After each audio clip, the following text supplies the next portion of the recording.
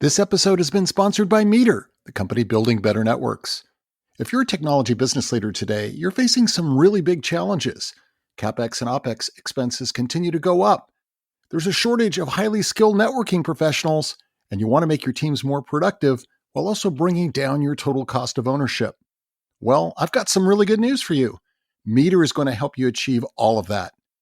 Meter delivers a complete networking stack, wired, wireless, and cellular, in one integrated solution that's built for performance and scale. Meter has an entirely different business model.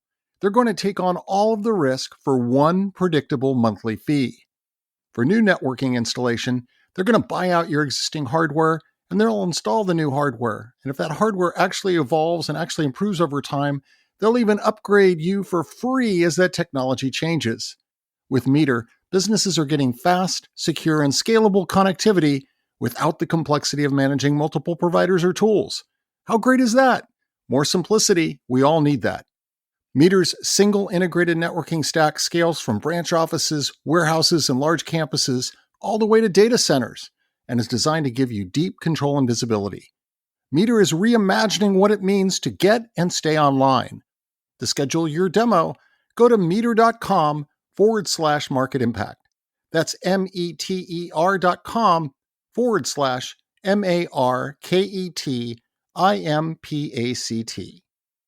Welcome to another edition of Market Impact Insights, your podcast source for business leadership perspectives to help your business grow. Hear from experts in marketing, sales, business strategy, and more, with practical advice for business success.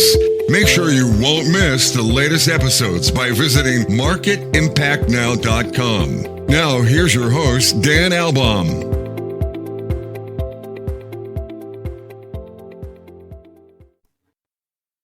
Welcome back to another amazing episode of Market Impact Insights. Today, we're going to talk about something that's so critical, so strategic, a really key driver as part of any sort of successful marketing plan, long-term business strategy. I'm talking about public relations, PR. It is an area that needs to be focused on and invested in to really elevate the position of your brand, but it can be a tricky thing to do. We're in a new environment, a new world. We've got AI. We've got new behaviors in terms of how are people becoming familiar and searching out and getting more information with new brands in this AI world. So how you execute your PR is totally different. And here to share more about that and educate all of us is Sarah Evans. And Sarah is a partner and head of PR at Zen Media. And she brings over 15 years of experience. As the former CEO of her own nationally recognized PR agency, she is one of the top voices in PR. She has been for the past 17 years, and she has been instrumental in shaping the landscape of PR and communications.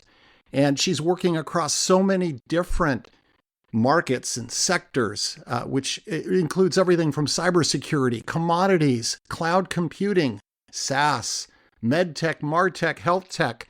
Technology is what we're talking about. And she is often sought for insights on technology trends, including in the consumer space as well.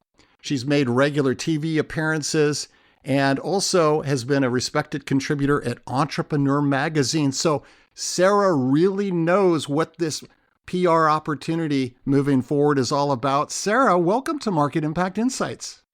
Well, Dan, thank you for that lovely intro. I don't know if I could sound like a bigger nerd, but I guess mission accomplished.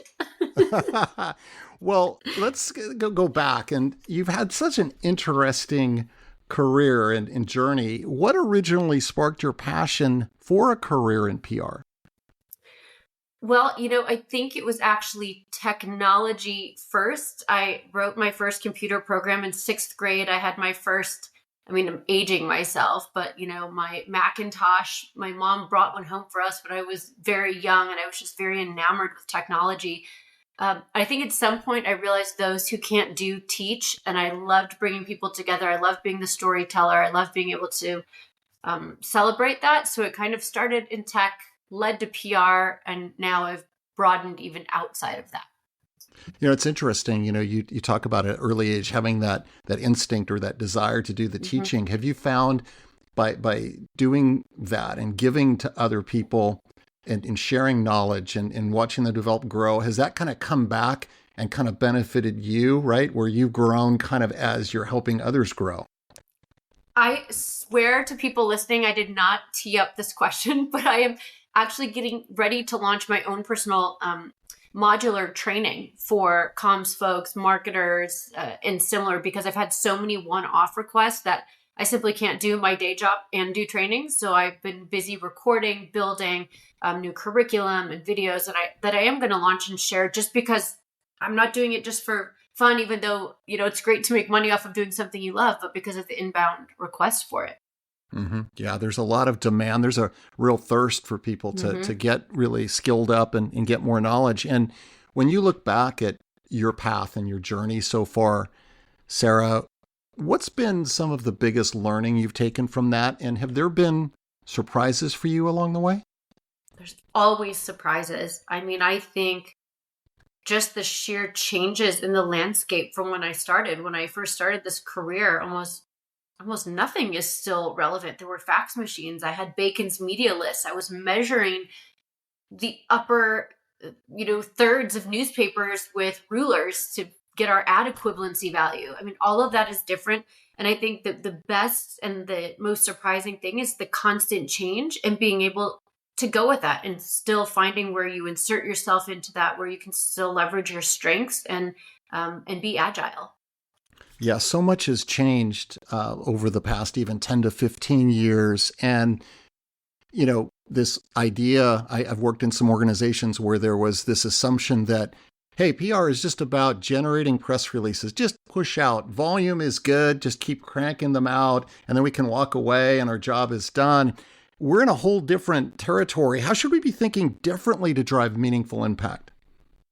Well, it's interesting you say press releases, because I'm really talking right now about dual pathway PR, because it isn't that one is better than the other. It's that we need both right now. And anything I say, if you're listening to this, 3 months from now, some of it may not be true because things are changing so drastically, but the traditional fundamentals of PR still matter. That is information, awareness, it's announcing things, it's building relationships, it's being that reputational, kind of owner for a brand, because sometimes it's not about being in the media for your reputation. But the dual pathway PR also takes into account we are sharing information for machines. Those machines are making recommendations to people, and people are making decisions based on those recommendations. And that workflow and pathway is completely different. Yeah, it feels like just the fundamental way that people are seeking information to inform their buying decisions, or to even decide who they should view as being credible as a brand and not credible. I mean, it's just different, isn't it? It is. I mean, I had 4 hours of calls today with brands where we were talking about, they have traditional in-house PR, they have a traditional PR agency, and we're coming in and pulling their prompt universe. Okay, that is, what are their ICP or their super consumers prompting across LLMs, and what can that insight tell us about where we should be and what we should be talking about? Because we could hypothesize all day long as PR folks. Oh, there's an affinity date coming up. Oh, you've got this major announcement. Here's a soundbite based on newsjacking. But if I said 1,000 people looking for what you sell are asking or prompting these themed questions or content pieces, how do you create for that? How do you reach them? It's very different. Yeah, I mean, I've seen some of the trending graphs just even around search. And what we're seeing now is much more consultation through things like ChatGPT, right? And the AI, as opposed to kind of going out to the browser and doing a traditional search. So we're just landing ultimately through a different pathway than we were before. And it can change, right? So let's go today. Today's November 12th. We're recording this. I think it's still 95% of users use the free version of ChatGPT. That means they're getting answers based on memory. It's not going off into the internet because it's easier, it's cheaper, right, to do that. Those answers are very different than the paid users. But let's say there comes a point now where 95% of users are on the free plan. All of what you're building right now to either change memory or change what happens there is for the future. Or what about when e-commerce gets turned on within LLMs, and you can make purchase decisions from right there. Everything we're doing right now, again, is to prepare for these things that I believe are coming. So almost literally the marketplace coming into that AI prompt environment and not even going to traditional website search anymore. Yeah, there's something we're preparing for, called Google Zero. A lot of news outlets, a lot of brands have seen a downturn in traffic simply because people are going to LLMs, putting in their prompts and taking action directly from there. It doesn't mean that will be the be all end all, or maybe that it will maintain that level, or that Google Zero will actually happen. But we'd be silly to not at least have some sort of plan in place to account for that. So, Sarah, you're part of this really large PR community, right? It's even global. Yeah. There's a lot of professionals out there that are advising, maybe they're in-house or they're advising as an agency. Do you sense like where we are right now on this fast changing kind of evolutionary path? Do you feel like your community of PR, or do you say most people are embracing it, that they get it? Or do you think that there's a lot of struggle, maybe some intimidation, some fear, a lot of uncertainty? Like, how would you judge your PR community right now and kind of how they're handling all this?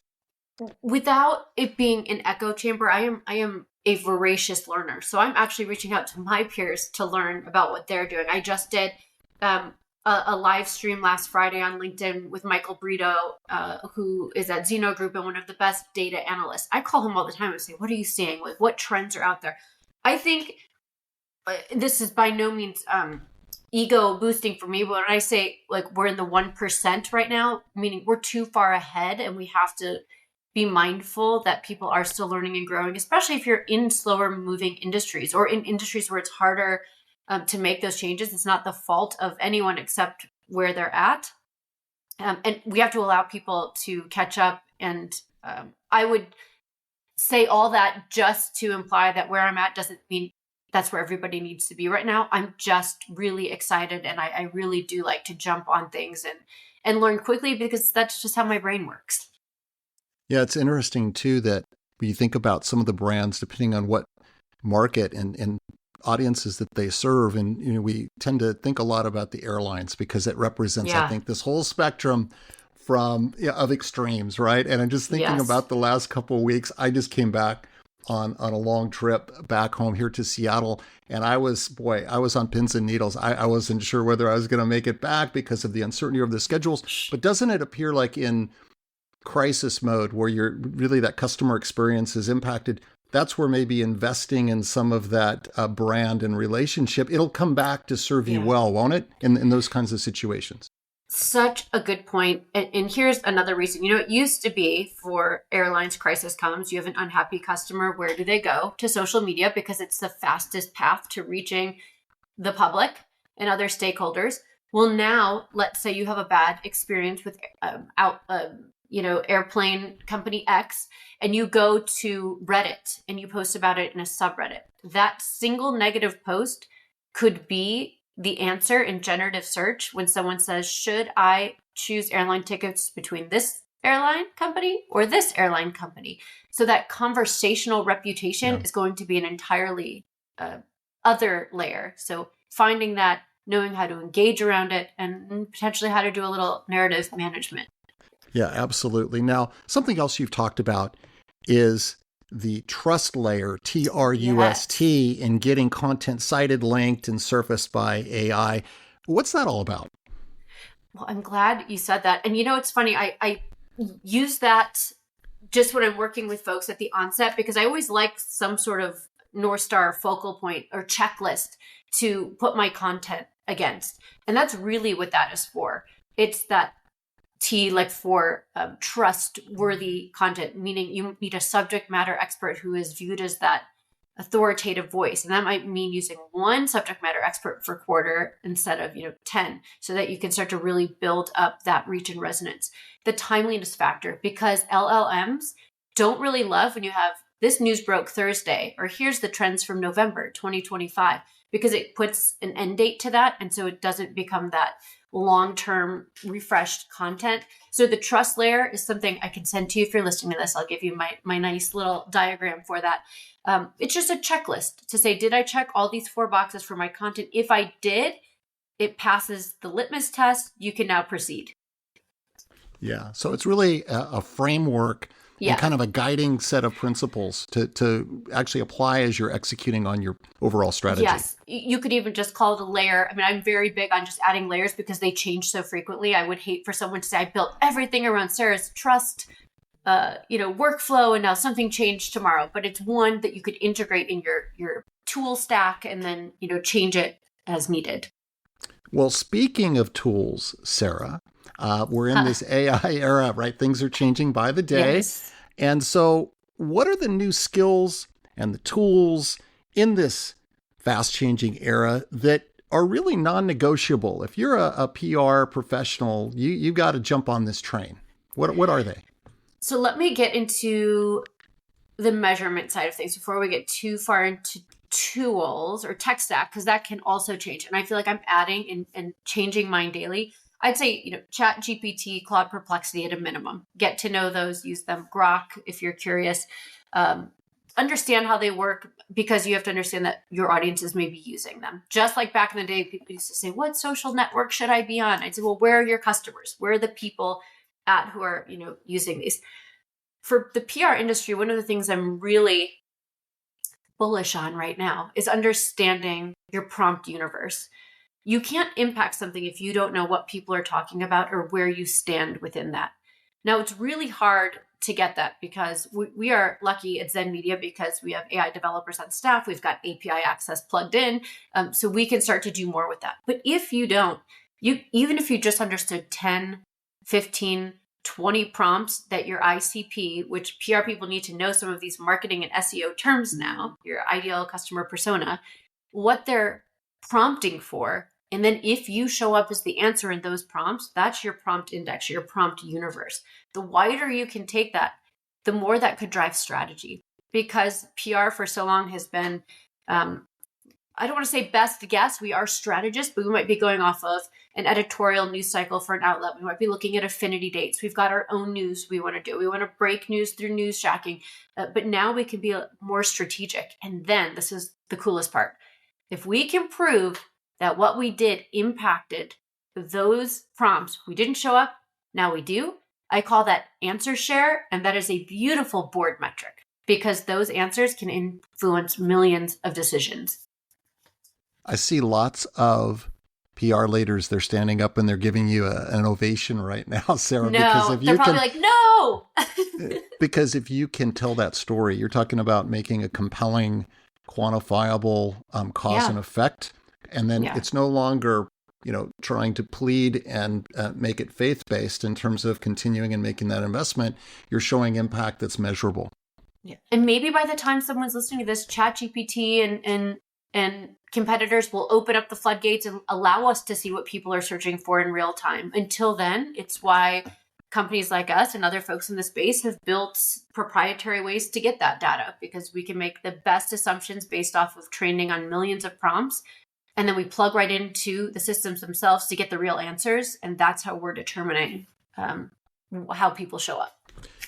Have you seen a change at all in terms of confidence level? So if you're working with clients and the internal experts that are responsible for delivering the PR, that their confidence level is going up now that they have this advanced intelligence? Because one of the things that I've had several conversations, and one of the frustrations is when there's a lot of indecision and uncertainty, and there's these endless rounds of reviewing to approve, how we go forward. Are you seeing a change in that to where it's maybe getting a little more efficient at all? I see it at all levels. I think that's the fair way right now, because I've talked to so many of my very intelligent peers. In fact, I was on with a massive journalism organization yesterday. They're all trying to get at some of the same answers, because if people are focused on trying to get views back to their website, it's the wrong thing to be focused on, because you're not going to get that market share back. So it's what you do since. The folks I talk to are all very excited or have CEOs and leadership who've put out the mandate. We have to get on board with this. I think the savviest folks know it's one of those things you're like, "Ooh, I'm going to wait 6 months and see where we're at." At that point, I hate saying the phrase, it's going to be too late. But if paid ads get turned on and e-commerce is, that might be the next 18 months, gets turned on, and now you have to pay to play and things become exponentially more expensive when you could have invested a little bit more in the Wild West to start to impact. Those are the folks that I'm working with right now that are not as fearful of that space. Yeah. Well, it seems like now is a time for courage and boldness, and the payoff is there for sure. And Dan, if it doesn't work, all you've done is just impact your SEO positively. Yeah. Well, it's learning, continuous learning, right? And we apply that. Yeah. Now, something else that I know you feel real strongly about, we've talked about this, and that is pitching. So even as you're rising in your PR career, and maybe you're not responsible for every aspect of the day-to-day, but I know you do this personally, and you would say any PR leader, even if you're a senior leader, you should not abandon pitching, hands-on, continuing to do that. Can you share a little bit more about that, why that's critical? Absolutely. Since I posted that too, Dan, ironically, I was riding down with a woman executive to the Las Vegas Strip yesterday for a meeting. She happens to be here. We've known each other for years, and we got a joint meeting with a potential client. And we started talking. She was like, I wish I didn't have to get involved sometimes so tactically in an operational level. She's like, but I put myself in the position to do it because I know if I get too far removed, I lose all knowledge of what our customers really need and want. And that is a dangerous place to be in.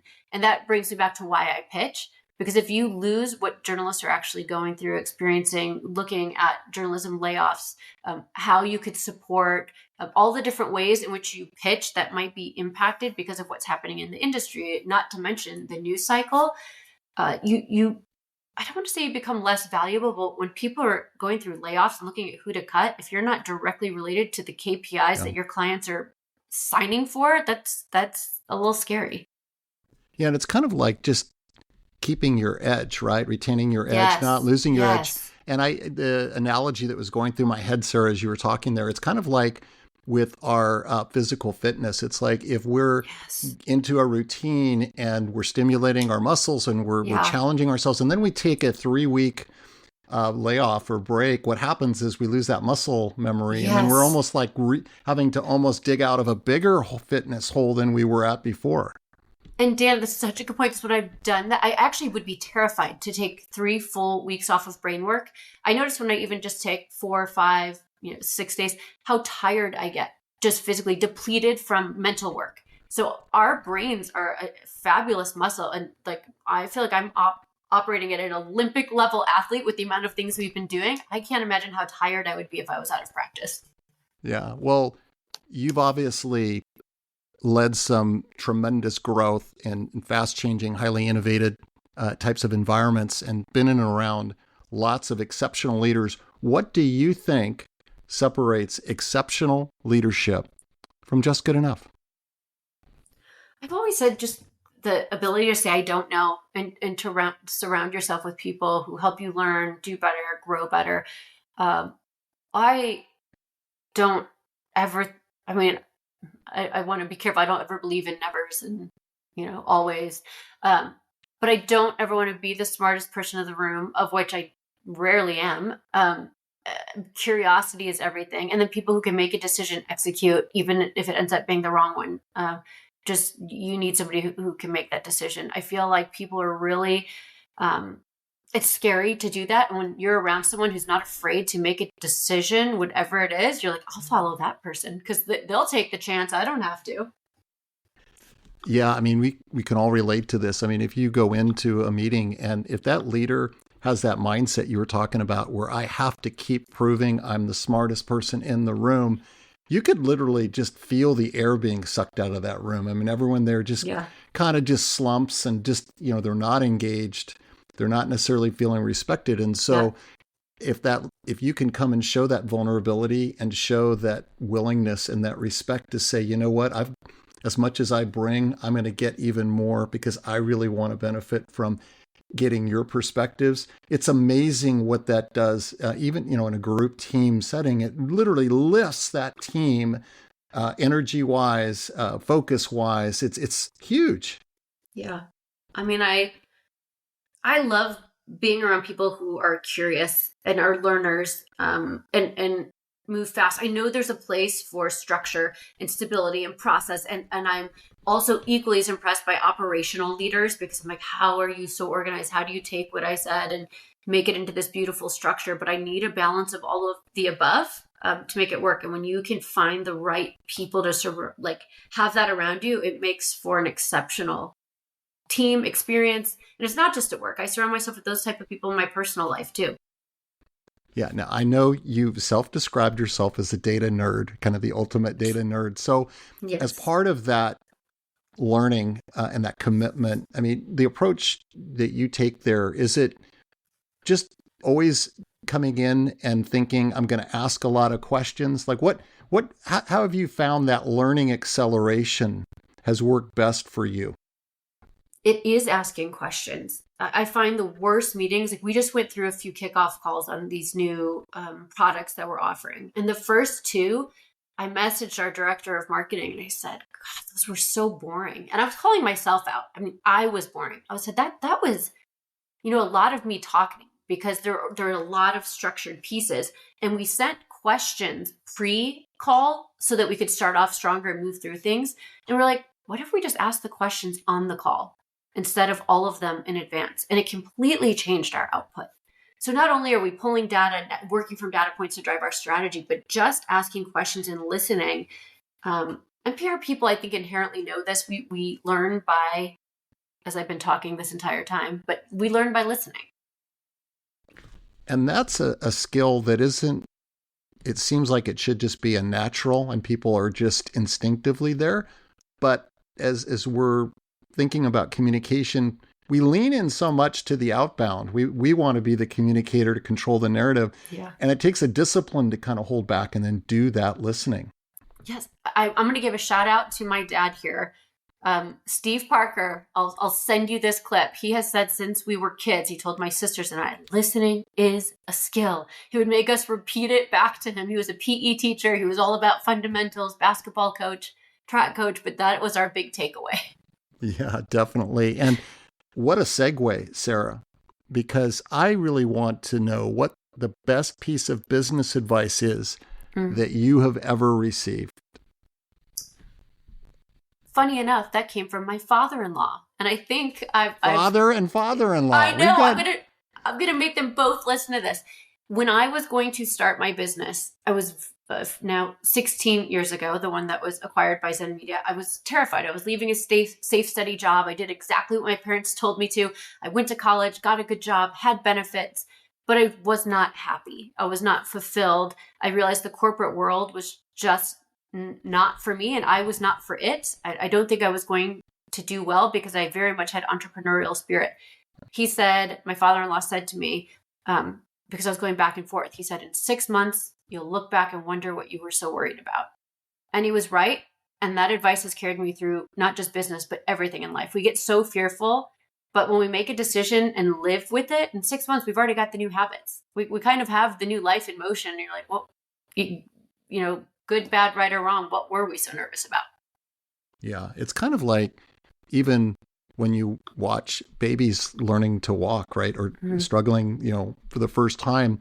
And there's that unsteadiness and shakiness and boom, they fall. But then something happens the more they're trying. And pretty soon that confidence builds and it happens. They grow, they develop. But it's the same when you're kind of branching off, taking a risk and really doing the entrepreneurial thing. Yeah, I mean, I also think part of that was I was young enough with no children that I was like, what's the worst that could happen? Now, knowing as much as I do, I think I would probably be too practical and work myself out of it. When you think about the future, Sarah, what makes you optimistic? Personally, I think it's watching my children and this next generation and how connected to the earth they are, how bright-eyed they are, how optimistic they are. I think, again, surrounding yourself with that energy. And I love being around kids. I love being around animals. That's definitely a happy place, but that makes me excited for the future. There's enough to be scared about. There's enough to be worried about. But when you see people who are pure of heart and who have not been downtrodden by, the sadnesses of life, which so many of us have, I think that's what keeps me going and keeps me happy. And it's a very simple answer, but it's very true. Yeah. I mean, and now is a time when having that optimistic mindset, having things that we really can recognize and reasons to be there, it's never been more important than right now. So as we wrap up our conversation, do you have any other final advice for leaders that are looking to elevate the performance of their teams and really create more lasting impact through their PR investment? I think the most important advice is something that, with or without generative AI, has been something we've really hit on for at least, the last 5 or 10 years. We always say, what topic do we want to win the war on by quarter? When we go too wide, it's too easy to get distracted and you're like, wow, we're so diluted. I can't measure anything. I can't actually do anything of importance. And it's keeping that mindset. And then you can widen it a little more with the more bandwidth or larger team that you get.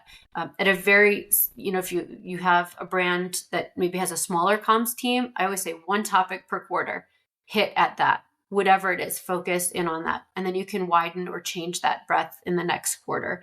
How you actually execute that is up to you and your workflow. And I've got very strong opinions on modern day methodologies, but I think at a fundamental level, that's really important. The word that I'm thinking about is focus is everything. Yes, where you focus, right? Yeah, exactly. Well, Sarah, thanks again for joining and sharing your journey and so many exciting developments, new opportunities, a lot of learning that we all need to go through to really leverage AI to create greater PR impact. Really enjoyed the conversation. Thank you, Dan. It's a pleasure.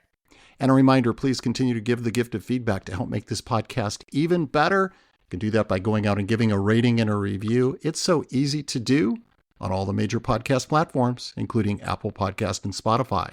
And as always, make sure to visit marketimpactnow.com for the latest in business leadership perspectives. So long until next time.